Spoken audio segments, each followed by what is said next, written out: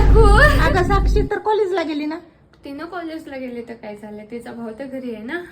काय म्हणलीस? काय नाही, मी वाट बघते तिची तोपर्यंत. काकू हे फ्रीज मध्ये ठेवावं लागेल ना. हा मंगेश केक नेऊन ठेव रे फ्रीज मध्ये. द्या ते घ्या ना, द्या ना घ्या ना, द्या ना घ्या ना. आ द्या ना. काय झालं का? काही नाही. मग आकांक्षा कुठे राहतेस तू? मी का भाग्यनगरच्या IB ट्युशनच्या समोरच्या गल्लीमध्ये राहते मी. ऐकू येते मला, तेवढ्या जोरात बोलू नको.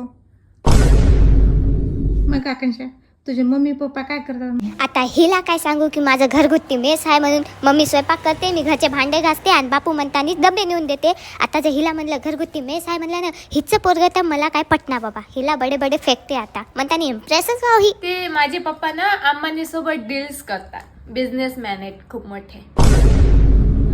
मग आकांक्षा तुझ्याजवळ तर लय पैसे पडून राहत असतील. हा मग 2-4 करोड रुपये तर आम्ही लेडीज अंबानीला देऊन टाकत्या. असं काय? बरं जाऊ दे, मला 10-1 हजाराचं काम कर की मग 10,000 रुपये दे की उसने.